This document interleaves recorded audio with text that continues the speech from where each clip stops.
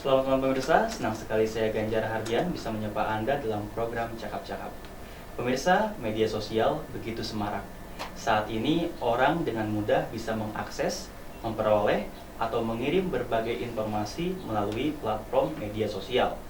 Hiruk pikuk media sosial jika tak dibarengi dengan regulasi yang mengaturnya, dipastikan akan menjadi liar. Satu sisi, oleh media sosial, kita diuntungkan dengan suguhan informasi yang cepat. Di sisi lain, informasi yang cepat belum tentu akurat. Maka dalam praktiknya, banyak orang yang merasa dirugikan oleh informasi mengenai dirinya. Tak sedikit kasus pencemaran nama baik menyeruak. Bagaimana bermedia sosial yang sehat dan beretika? Bagaimana agar konten yang kita kirim ke publik tak berdampak hukum? Dan bagaimana agar kita banyak mendapat manfaat positif dari kehadiran media sosial?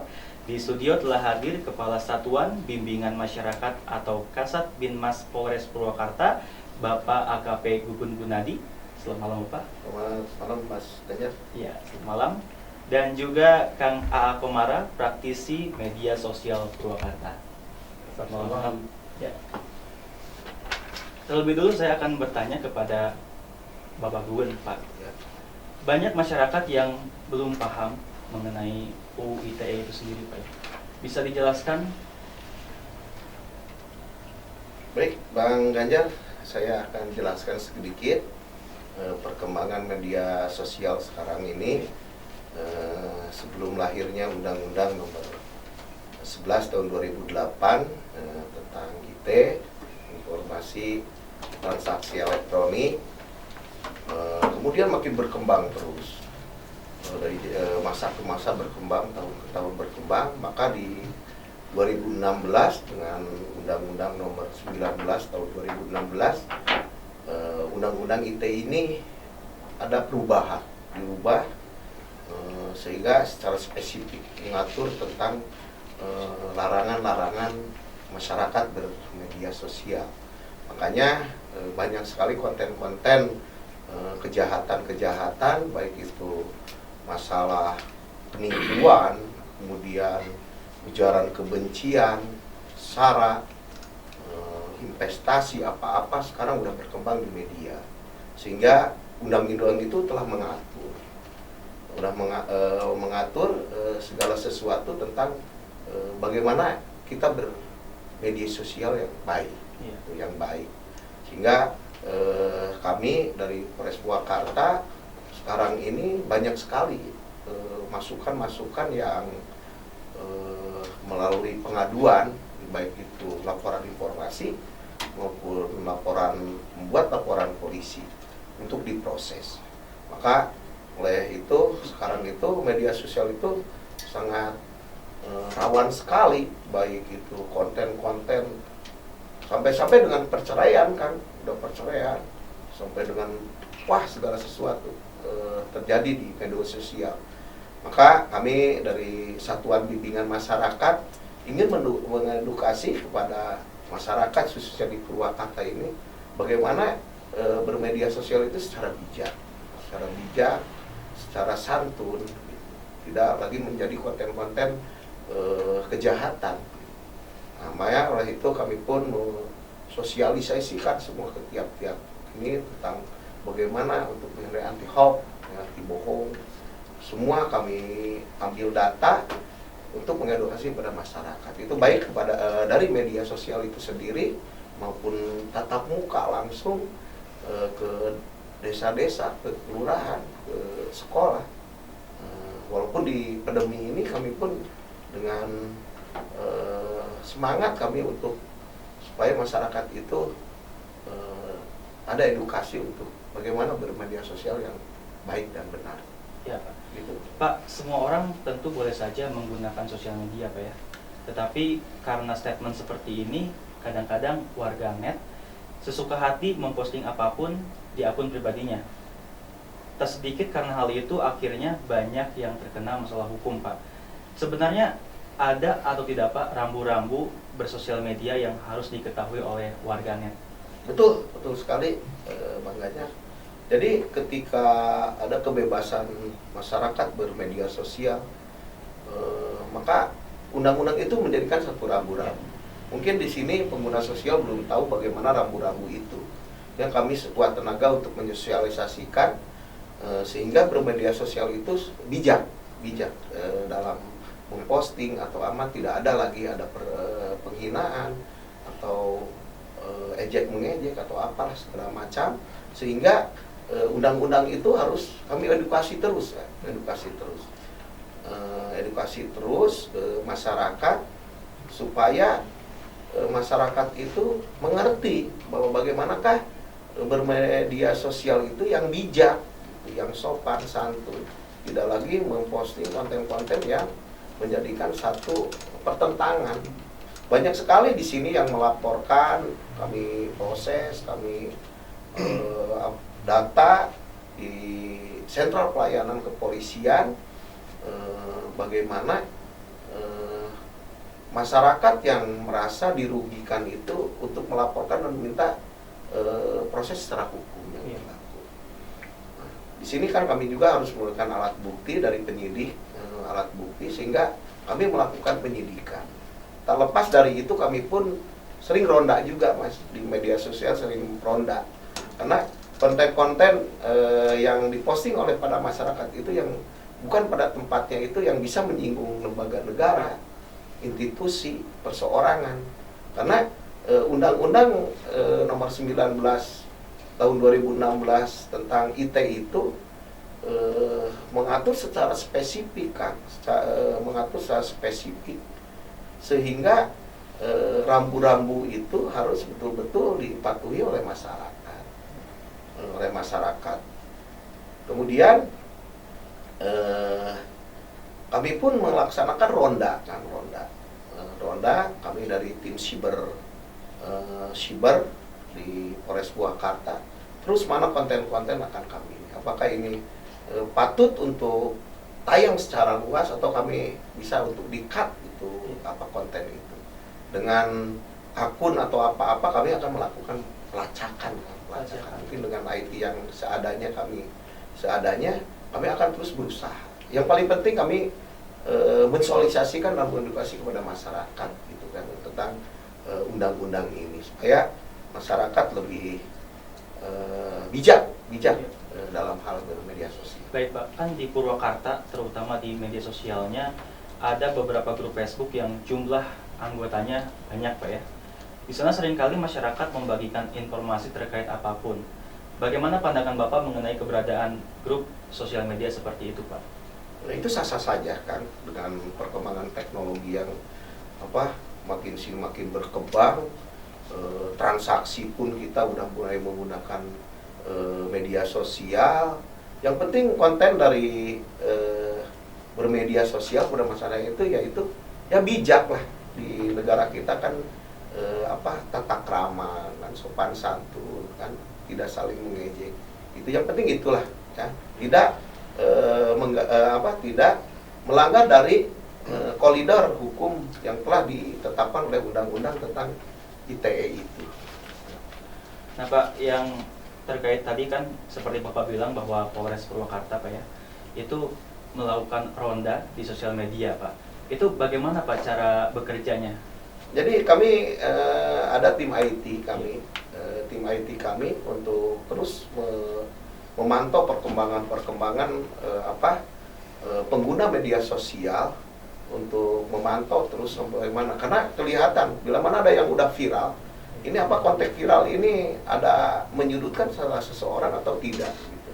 Tapi dalam undang-undang ini kami juga ada aturan hukum yang harus dipatuhi bila mana ada ketersinggungan. Ini kan delik aduan. Bila mana Bang Ganjar merasa dirugikan, bisa untuk mengadukan. Nah, misalnya Pak, begini Pak, kan terkait dari temuan dari hasil ronda sosial media itu, ketika ada postingan yang sekiranya itu bisa melanggar hukum Pak ya.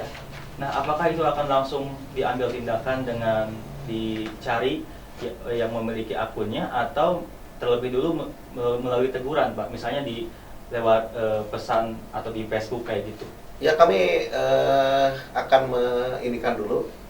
memberi teguran dulu sebelum akun tersebut akan kami cari supaya ini tidak mengembang menjadi viral, sehingga tim siber kami tetap terus melakukan ronda, kelihatan mana yang viral gitu ya, mana yang biasa kontennya biasa-biasa, terlihat kan dari flower yang betul-betul bahwa konten tersebut udah sekian ribu lah follower yang melihat tersebut, sehingga kami pun harus mengambil tindakan secara hukum, untuk mencari konten tersebut. Mungkin pemirsa juga tahu banyak juga yang membuat konten-konten yang menyudutkan, membuat berita-berita bohong, mana yang harus kita cut itu konten itu. Kita pun bekerja sama dengan Kominfo kan.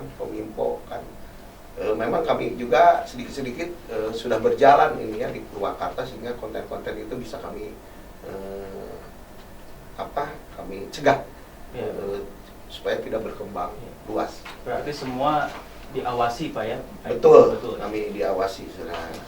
Dan di studio juga sudah hadir Komara ya, praktisi media sosial. Kang, Purwasuka News Club atau PNC ya Kang ya. Kenapa Kang Komara terbesit untuk membuat grup ini? Sejak kapan grup ini ada di sosial media? Ini berdiri sejak 4 tahun yang lalu, 2017 ya. Ya, terhitung sudah efektif 4 tahun yang lalu.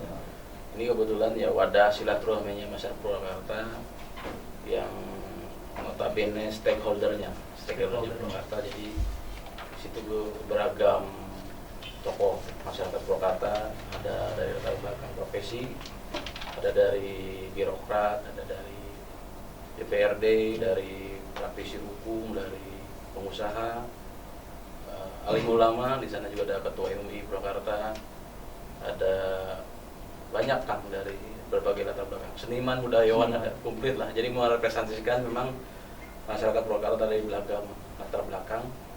Nah, khususon PNC ini ya kalau disebut Grab Elite terlalu Grab Elite ya stakeholder lah, mereka yang punya peranan di masyarakat Purwakarta. Dalam sebuah grup tentu ada topik pembahasannya kan? Betul. Kira-kira pembahasan yang sering dibahas itu apa aja kan? Pembahasan sih pada umumnya kita tidak terfokus kepada satu pembicaraan ya. Cuman biasanya berkembang saja ketika ada satu member yang membahas misalnya, nanti dia saling berkomentar aja. Iya. Tapi ya namanya grup WA kan lalu lintasnya padat. Kadang belum selesai satu topik nanti ada yang baru lagi. Iya. Jadi sebetulnya lebih aman sih Pak, lebih aman dari posting Facebook yang lebih spesifik ya. Lebih spesifik. Biasanya kalau Facebook kan status posting apa tentang dikomentari ya tentang itu aja. Kalau grup WA ini memang relatif lebih amannya, dia tidak terfokus pada satu topik karena lalu lintasnya padat. Ya, alhamdulillah PNC ini termasuk grup hiperaktif ya, hampir tiap hari. Malah nggak ada liburnya, kadang admin nggak bisa libur gitu. Karena tadi kita juga walaupun sebetulnya grup PA itu cenderung lebih private lah ya. Kalau Facebook itu kan terbuka, bisa diakses semua masyarakat. Kalau grup WA ini kan cenderung lebih, karena mereka grup masing-masing komunitas. Tapi memang kalau bicara masalah kerawanan ada aja Kak, karena ya namanya background ini dari latar belakang kan, ada yang tuntun saya maaf gitu, ada yang kadang-kadang share yang sifatnya tadi radikal segala macam atau sara. Ya kita saling mengingatkan aja sih kalau udah grup PA. Jadi kebetulan di PNC ini ada unsur TNI Polri juga yang tadi disebut, dari kebetulan ada teman-teman dari Intel Polres Purwakarta juga di situ ada. Terus kadang-kadang ya kalau ada member yang agak melenceng sedikit, kita japrian aja. Jadi kita nggak langsung terbuka. Jadi kita di PNC ini kita bikin senyaman mungkin. Ya kita konsepnya PNC ini kan rumah Purwakarta lah. Iya. Kita orang Purwakarta sana di situ yang punya peranan Purwakarta di sana ada. Kita bikin merasa nyaman. Ya sekali dua kali sih kalau ada member yang melenceng, yang nyerempet, kita japri aja ke yang bersangkutan. Dan teman-teman dari Intel Polres juga Kang waspada ya, lebih waspada dari Kang kami. Komara, kita Ya. akan melanjutkan Siap. perbincangan kita malam ini. Siap. Pemirsa jangan kemana-mana, kami akan kembali setelah yang satu ini.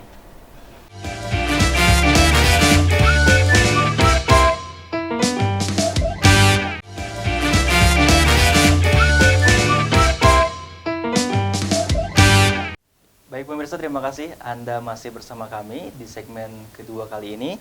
Telah hadir bersama kami Bapak Ibda Rangga Gunira SH, Kanit Tipidder Satreskrim Polres Purwakarta. Selamat malam Bapak. Selamat malam. Malam. Baik, kita akan melanjutkan kembali perbincangan saya dengan Kang Komara. Kang, terkait pembahasan tadi ya, Ya. pembahasan di grup PNC ini. Ya. Apa aja Kang yang tadi akan sampaikan, boleh dilanjutkan? Ya, menyeluruh sih ya, karena di sana tadi tempatnya para stakeholder Purwakarta, ya kita saling memberikan masukan lah, karena di situ boleh disebut. Oh, ya. Artinya member-membernya, Iya. ya emang pemerintahan daerah, di situ ada Pak Sekda, ada, dan di bawahnya para kepala dinas dari DPRD, mungkin hampir semua unsur pimpinan ada ya, dengan anggota legislatifnya. Ya di sana juga ada para ketua ormas, ketua LSM. Ya pada umumnya ya saling ini aja lah, saling memberikan masukan. Tapi kita juga tidak terlalu serius gitu, tidak Iya. terlalu serius. Biasanya di grup WA ya itulah dibangun suasana keluargaan. Dan alhamdulillah kami baru saja menggelar silaturahmi ke-5, kalau istilahnya silaturahminya PNC kemarin dibuka oleh Pak Kiai Jondin, Ketua MUI Purwakarta, ya nasihatnya PNC ya. Iya. Ya artinya tadi kekakuan grup WA ini sebetulnya yang tadi kesimpang siuran itu kan. Iya. Kalau di Facebook kan orang itu saya compare gitu ya. Iya. Berarti ini kan tentang medsos ya. Ini alhamdulillah juga sih diangkat tentang WA ini. Sebetulnya resikonya sama saja ketika memang sudah terjadi topik-topik yang tadi tidak kita inginkan, apalagi di grup WA ini sangat banyak ya.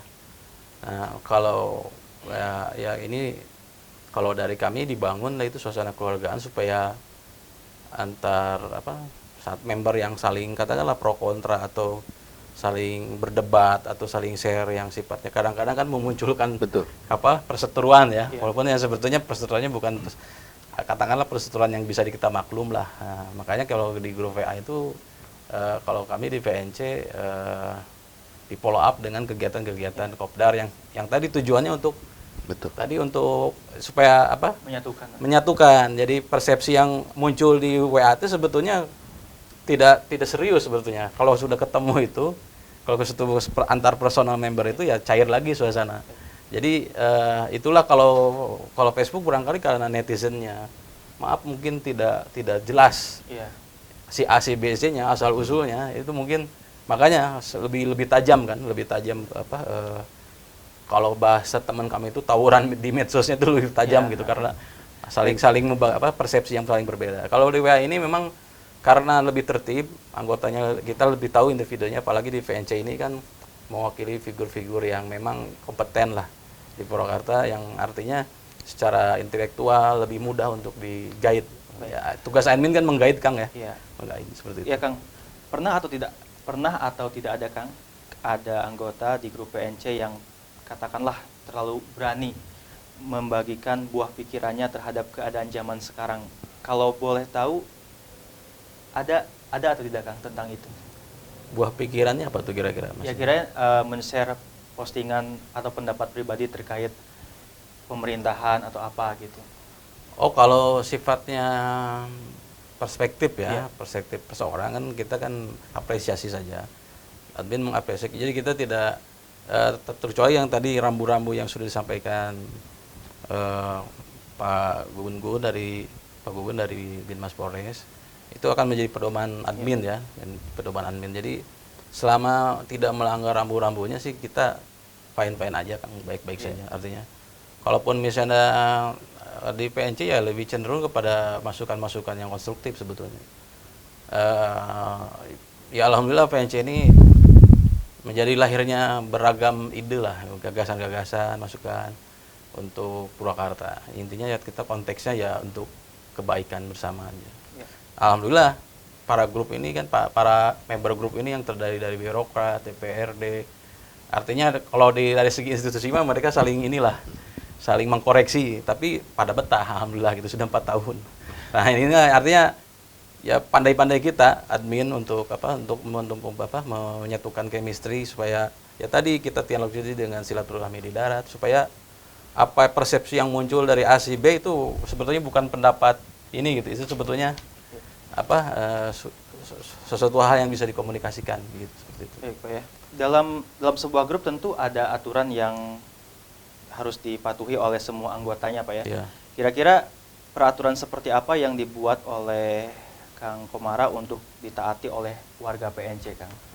Ya kami kira seperti pada umumnya grup WA lah. Kalau grup WA ya artinya yang merujuk kembali ke undang-undang ITE segala macam yang sifatnya berbau sara, rasis, terus ya tadi menghina kelembagaan kelembagaan negara seperti itu. Ya kita standarnya seperti itu, Kang, sama saja gitu dengan grup-grup WA pada umumnya. Ya. Itu aja kali. Ya. Prinsipnya sama lah gitu, Baik, kita akan lanjutkan perbincangan kita dengan Bapak Ibda Rangga. Baik, Pak Rangga, di Purwakarta apakah pernah terjadi gara-gara postingan di akun sosial media akhirnya berurusan dengan hukum? Kalau ada, itu kasus apa, Pak? Baik, kalau di unit saya, khususnya di unit Tipiter Satreskrim Polres Purwakarta, itu banyak sekali terjadi. Awal mulanya berseteru lah di media sosial, terus kemudian akhirnya timbullah penghinaan atau bahasa-bahasa lain yang menyinggung sara atau berita bohong, itu banyak. Nah, kemudian karena ini undang-undang ITE ini termasuk dalam delik aduan, pada saat kita terima laporan polisi atau laporan pengaduan, kami akan melakukan penyelidikan, gitu kan. Selanjutnya kita periksa, melakukan penyelidikan, kita periksa. Manakala dari kedua belah pihak ini dipertemukan, kan sekarang kita program Kapolri ini sedang ada restoratif justice, kan. Dalam restoratif justice ini diupayakan bahwa penyelesaian perkara ini tidak mesti di pengadilan, akan tetapi bisa diselesaikan secara kekeluargaan. Itu ada beberapa juga yang diselesaikan secara kekeluargaan, akhirnya mereka saling bertemu antara pelapor dan terlapor, akhirnya mengakui kesalahannya dan tidak akan mengulangi lagi perbuatannya, itu ya bisa diselesaikan secara restoratif. Namun ada juga nanti kalau yang ternyata dari pihak pelapor ini tidak terima dengan adanya perbuatan yang dilakukan oleh terlapor, itu bisa masuk ke ranah pidana, nanti dihukum, gitu bisa. Namun kita juga tugas kami di kepolisian ini pada saat kita menerima pengaduan dari masyarakat, itu kita tidak tidak serta-merta langsung kita lakukan ke penyidikan. Kita lakukan penyelidikan dulu, kita kumpulkan fakta-faktanya, kemudian kita nanti melakukan pemeriksaan terhadap ahli bahasa, gitu kan, ahli pidana. Nah, baru kita lanjutkan ke pidana, ke penyidikan, gitu maksudnya. Ancaman hukumannya, Pak? Ancaman hukuman berbeda-beda setiap perbuatan yang dilakukan. Jadi kebanyakan sih di atas 5 tahun. Nah, ya di atas 5 tahun itu dia bisa dilakukan penahanan pada saat dilakukan penyidikan. Namun ada beberapa yang di bawah 5 tahun. Seperti pengancaman melalui media sosial, melalui japri, melalui WA, itu bisa dikenakan undang-undang ITE. Pak, tidak hanya di Purwakarta ya, bahkan di Indonesia dari dulu dan sampai sekarang itu banyak sekali masyarakat yang awalnya sekedar iseng memposting sesuatu di sosial media, itu berakhir ke ranah hukum. Ini kalau kita perhatikan, kenapa masyarakat itu lebih senang berpendapat di sosial media ketimbang ya istilahnya cari aman gitu, jangan disampaikan di sosial media tapi langsung aja. Itu apakah memang masyarakat ingin mencari perhatian atau masyarakat yang tidak tahu aturan atau gegabah itu, Pak? Kenapa banyak masyarakat yang akhirnya memposting sesuatu dan terjerat hukum, Pak? Sebetulnya segala sesuatu yang terjadi di media sosial atau di dunia maya ini kurang lebih sama dengan yang terjadi di di dunia nyata gitu kan ya. Seperti kita menghina seseorang di dunia nyata bukan melalui media sosial, itu tetap nggak boleh juga kan. Nggak boleh.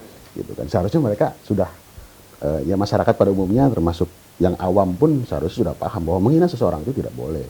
Gitu kan. Apalagi membuat berita kebohongan, apalagi menyinggung sara gitu ya, itu sudah jelas. Nah, namun karena tidak konvensional dibuatlah undang-undang ITE ini. Jadi menurut saya seharusnya mau di media sosial, di media maya ini atau secara nyata itu juga tetap nggak boleh. Gitu kan. Seharusnya begitu. Kenapa masyarakat ini lebih berani, rata-rata lebih berani mengungkapkan segala sesuatunya di media sosial? Yang pertama mungkin lebih praktis, dibaca oleh banyak orang, ya dilihat oleh banyak orang. Nah, kemudian secara psikologis dia lebih berani karena tidak berhadapan langsung dengan yang dia maksud gitu. Gitu. Demikian. Baik Pak, jika dalam postingan grup media sosial yang melapor kepada polisi karena merasa nama baiknya dicemarkan, apakah yang berpotensi terjerat hukum orang yang memposting atau termasuk juga pengelola, katakan adminnya? Kalau kita ambil contoh salah satu media sosial, contohnya Facebook lah ya. Kalau Facebook itu dibuat oleh admin untuk misalkan ada, kita ambil satu contoh grup Facebook input ya, informasi Purwakarta. Dia buat informasi Purwakarta, saya yakin kalau admin itu tujuannya untuk hal-hal yang baik kan pasti.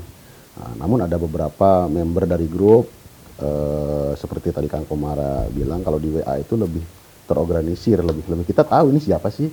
Kalau di Facebook itu lebih luas ya Kang ya. Betul. Gitu ya. Jadi kita belum kadang akun palsu. Iya, tidak mesti semua orang yang kita kenal yang ada di grup itu saling kenal gitu loh. Nah, dalam hal ini kalau selama admin itu membuat grup tidak menyinggung hal-hal yang bertentangan dengan undang-undang ITE, itu adminnya tidak kena, tidak bermasalah. Kemudian yang memposting itu dia memberikan statement tentang seseorang atau tentang lembaga misalkan. Selama itu bentuknya kritik atau saran, pendapat, masukan yang kita bisa positif lah ya gitu, tidak jadi masalah. Namun ketika ada seseorang yang merasa dirugikan, ya karena ini delik aduan, dia bisa melaporkan kepada kami, tapi belum tentu muatan yang ini bertentangan dengan undang-undang ITE. Nanti kita berkoordinasi dengan saksi ahli bahasa, dengan ahli hukum pidana gitu. Baru kita bisa tentukan bahwa dia melanggar undang-undang ITE atau tidak. Gitu. Pak, kalau di grup Facebook Pak ya, rata-rata yang berani untuk memposting sesuatu yang bisa melanggar hukum itu akun pribadi atau kebanyakan akun-akun bodong atau akun palsu Pak? Selama ini yang saya tangani ada beberapa akun pribadi yang benar-benar memang digunakan real oleh orang yang bersangkutan. Ada juga beberapa yang fake gitu, yang palsu, menggunakan foto orang lain, menggunakan atau tanpa foto dan tanpa identitas yang jelas, itu juga banyak. Ya. Pak, ketika si akun palsu itu berhasil ditemukan orangnya gitu, kenapa alasannya mereka memposting hal itu? Rata-rata alasannya seperti apa, Pak? Modus ya, modusnya berarti kira. Itu bermacam-macam kan. Dari mulai kalau dia melakukan berita hoax, bahasanya ada mulai dari iseng. Sampai dengan dia punya contohnya seperti ini. Dia pernah bekerja di perusahaan A, gitu kan. Dia bikin akun fake, dia merasa sakit hati. Nah, terus kemudian dia melakukan berita hoax ditujukan kepada perusahaan tersebut. Nah, ada yang sampai modusnya seperti itu. Cuman kebanyakan kalau kita tanya sama pemilik akun yang melakukan memposting sesuatu yang bertentangan, itu yang rata-rata iseng. Ya, banyak yang iseng. Tapi nggak bisa kita ini itu keduanya itu sama lah. Ada yang akun pribadi yang yang memang iseng dan ada yang punya tujuan tertentu. Gitu. Nah, Pak, kalau kita lihat beberapa minggu ke belakang di input katakan itu pernah ada postingan yang sampai viral dan membuat gaduh, Pak. Nah, ketika ada postingan yang membuat gaduh ini, apakah bisa ditegur oleh pihak kepolisian atau si orang yang mempostingnya itu akan gimana kan, Pak? Kalau secara Baik, Pak Rangga, kita akan lanjutkan perbincangan kita setelah yang satu ini.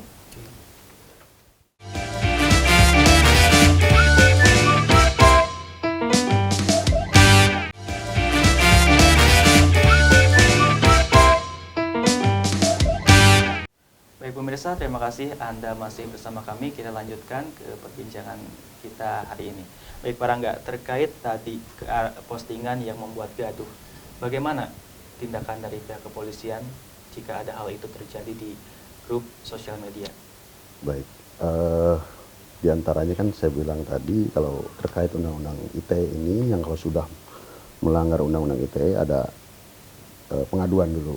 Nah, kan tetapi kita dari Polres Purwakarta juga memiliki tim siber yang seperti tadi Pak Kasat Bimas katakan. Tim siber itu akan berpatroli medsos, istilahnya Pak Kasat Bimas tadi ronda patroli medsos kita jalan apabila ada akun-akun yang memposting sesuatu yang viral itu kita bakal telusuri asal dari mana si informasi tersebut benar atau tidak gitu kan. Awal mulai yang kita lakukan dengan patroli medsos itu, patroli cyber itu kita lakukan banned akunnya. Kita banned akunnya. Terus kita berikan juga, kita capture, kita posting bahwa akun tersebut menyebarkan berita palsu. Iya. Gitu. Baik. Komara kan, sebagai praktisi media sosial, kenapa sih masyarakat itu sekarang lebih senang membuat sesuatu di sosial media yang viral-viral? Apakah ini masyarakat itu memang sedang mencari perhatian atau apa? Platform non WA grup mungkin Ya, di Facebook. Ya Facebook ya. Ya kalau kita berpikir positif aja mungkin tujuannya mengekspresikan diri gitu ya, mengekspresikan diri. Karena atau juga mengumpulkan pendapat. Yang menjadi viral itu kan ketika ya mungkin pertama bertabrakan dengan norma-norma, atau viral juga artinya dalam artian viral positif ketika misalnya masyarakat mengungkapkan aspirasi yang memang katakanlah menjadi dalam benak masyarakat itu penting. Nah itu jadi viralnya bisa jadi viral positif atau negatif gitu. Ya itulah sekarang medsos kan salah satunya cara masyarakat, saluran masyarakat ya kalau untuk yang lebih praktis, instan, cepat ya mereka mengungkapkan ekspresinya tadi atau aspirasi. Jadi satu ekspresi bisa aspirasi juga seperti itu. Kalau sejauh ini ya memang tadi betul bahwa harus ada komunikasi lintas sektoral dari kepolisian, dari para praktisi medsos, baik platform Facebook apapun. Di Instagram juga kadang-kadang nggak suka muncul ya yang aneh-aneh gitu di Instagram. Nah, kebetulan saya hari ini saya mewakili grup WA. Pas sekali menurut saya karena grup WA ini kan tersembunyi Kang, tersembunyi ya. Beda kalau Facebook kan bisa dipantau luas. Ya kadang-kadang kalau kita lihat, saya nggak bicara PNC aja ya. Kita juga mengikuti beberapa grup ya. Itu ketika ada share satu info kan cepat. Istilahnya paralel lah dari grup ini. Yang kadang-kadang infonya ya tadi ada yang kontennya yang menyerempet kepada pelanggaran ITE atau apa. Nah, saya pikir memang harus ada penertiban. Artinya admin-admin grup WA yang notabene memang lebih tersembunyi, atau mungkin lepas dari pantauan itu juga malah lebih rutin mereka mendapatkan informasi. Kadang hampir tiap hari, hampir tiap menit ada aja info. Beda dengan di Facebook kan sekali posting dia berhari-hari kan ditanggapinya. Tapi justru yang paling cepat kalau kita sebut serangannya itu pria grup WA. Makanya barangkali memang ini gampang-gampang susah kali resminya karena kita tidak bisa memantau pergerakan setiap grup WA. Betul. jangankan se-Indonesia, se-Purwakarta aja barangkali. Ya barangkali ya tindakan preventif itu yang kita butuhkan sebelum terjadi tindakan yang melibatkan reskrim. Tindakan preventif itu ya himbauan segala macam. Mungkin suatu saat kita perlu ada ini Kang, kita ada apa? Ini masih pandemi ya, mungkin dengan banyak cara ya, dengan teknisnya seperti apa, mengumpulkan para admin Facebook, grup WA yang memang katakanlah yang apa? Kalau yang katakanlah bisa grup WA komunitas-komunitas yang sifatnya lebih kemasyarakatan, lebih majemuk membernya itu kan ada juga. Kalau kayak grup WA alumni itu kan lebih komunitas Pribadi. ya, tapi kan grup WA ini kan ada juga yang kayak PNC sebenarnya grup WA majemuk, ya kan isinya banyak beragam. Kang Komara, secara rentang usia ya, yang lebih aktif di sosial media itu kisaran umur berapa Kang? Apakah anak remaja, dewasa, orang tua? Kalau hari ini menurut saya sih hampir merata ya, hampir merata. Karena memang dominasi ada di kalangan milenial, tapi kalau dari segi diakumulasikan persentasenya saya kira sudah hampir merata, karena katakanlah di atas milenial juga otomatis praktis membutuhkan medsos. Karena bukan hanya alasan untuk hiburan ya kan, tapi utamanya kan kalau di atas milenial kebutuhan kerja, kebutuhan jaringan, kebutuhan komunikasi satu sama lain. Ya. Seperti yang saya tanyakan ke Pak Komara ya, Pak Rangga, rata-rata pelaku yang mohon maaf terkena masalah hukum gara-gara postingan sosial media itu remaja, orang tua, katakan seperti ibu-ibu lah, ibu-ibu atau bapak-bapak di usia 40-50 tahunan, atau anak-anak 20-30 tahunan. Baik, kalau selama ini yang datang ke Polres Purwakarta yang membuat pengaduan rata-rata usia produktif. 20 sampai 40 tahun ya rata-rata. Karena mungkin kalau anak-anak di bawah 20 tahun, taruhlah 15, 10 tahun itu mereka jarang mengadukan ini. Tapi ada juga yang diantar oleh orang tuanya mengadukan kejadian tersebut. Namun rata-rata di usia produktif 20 sampai 40 tahun lah, itu kebanyakan. 20 sampai 40 tahun ya Pak ya. Nah, seringkali saya lihat bahwa beberapa postingan di grup yang seperti Pak Rangga bilang tadi ya, di input itu banyak yang mengeluhkan tentang kondisi jalan, kondisi restoran, atau bahkan hal-hal yang nggak penting sekalipun itu dikeluhkan Pak. Nah, kira-kira apakah dengan keluhan-keluhan seperti ini, jika katakan pemilik restoran, ada konsumen yang mengatakan makanan di situ nggak enak gitu, nah si pemilik restoran itu boleh melaporkan atas dugaan pencemaran nama baik atau bagaimana Pak? Kalau terkait dengan pencemaran nama baik, setiap pengaduan yang kita terima itu kita pasti kita tindak lanjuti.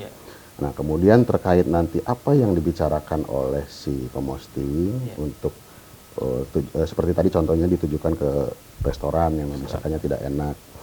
Nah, nanti kita berhubungan dengan ahli bahasa. Nah, ucapan seperti ini termasuk ke pencemaran nama baik atau tidak. Gitu kan. Saya rasa sih kalau pencemaran nama baik itu yang tidak dia lakukan, misalkan restoran ini tidak, misalkan restoran ini nyucinya tidak pakai air bersih, misalkan. Nanti kita kan gali faktanya, bener nggak sih pakai air bersih, bener nggak pakai air yang seperti apa sebetulnya gitu kan. Jadi kita tidak serta-merta, bahwa ini pencemaran nama baik, enggak. Nanti kita juga ada bantuan teknis namanya. Bantuan teknis itu bisa dari saksi ahli, dari lapor, dari segala macam. Oh, apakah nanti kedua belah pihak akan dipanggil dan dipertemukan?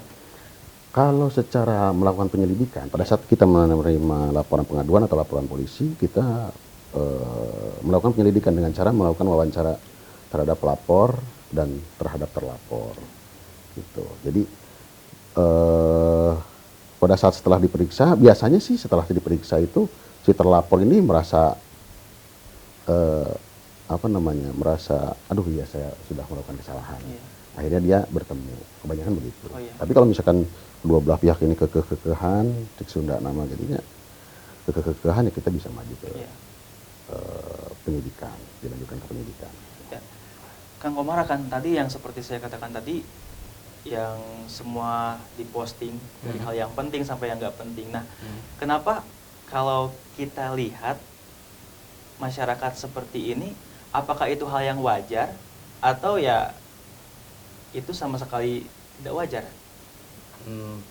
Terkait postingannya apa? Postingan ya katakan seperti postingan tadi gitu kan, Ya. apa-apa serba diposting. Oh gitu kan. ya. Ini bicara Facebook ya, Iya, atau di bicara di platform Facebook ya.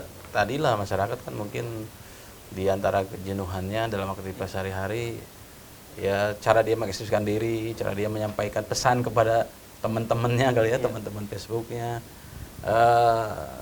Ya saya kira masih pada tahap wajar lah ya, pada tahap wajar. Ya kecuali ya tadi kadang-kadang saya kira setiap netizen itu kalau pada prinsipnya dia juga akan menjaga marwahnya, terkecuali kalau memang tadi akunnya itu adalah akun fake ya, akun fake.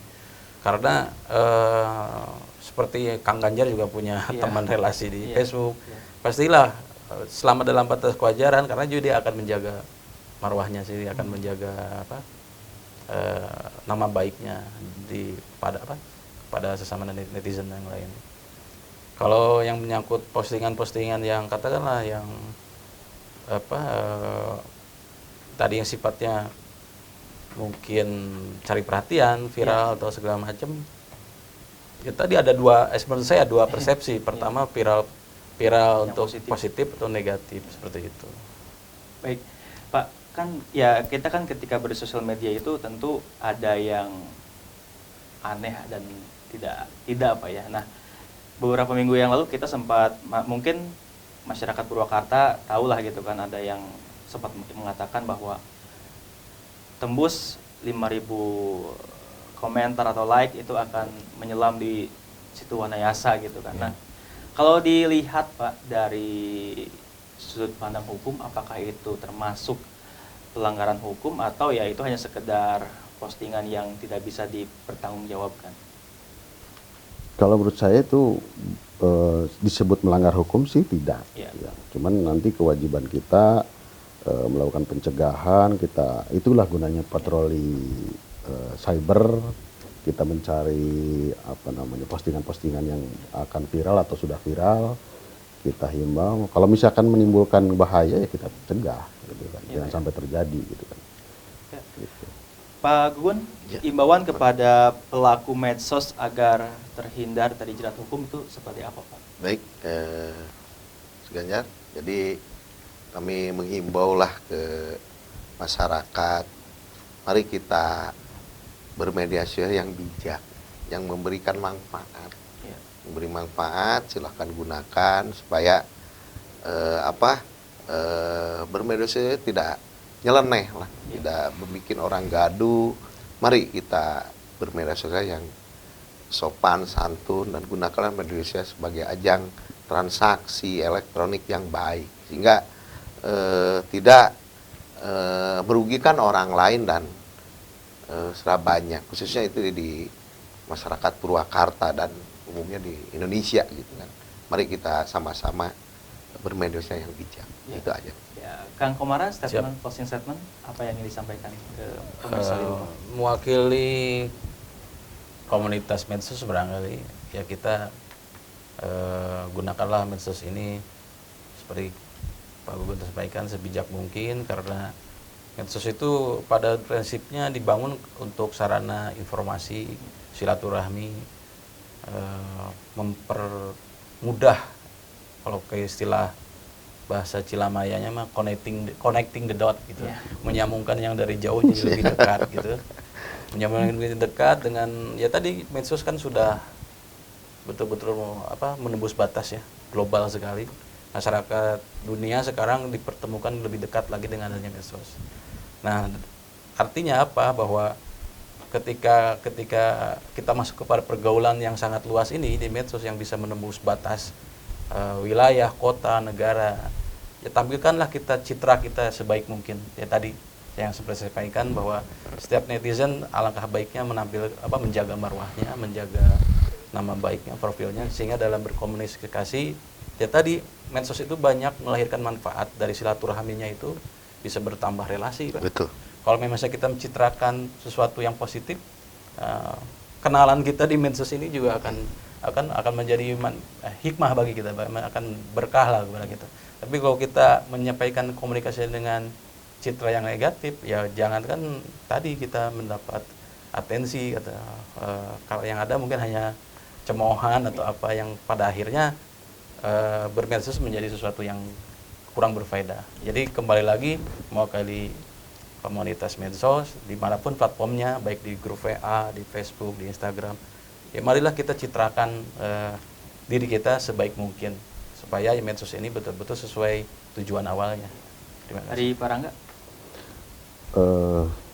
Kita harus pahami bersama bahwa media sosial ini bukan lagi kebutuhan yang mewah gitu loh saat ini.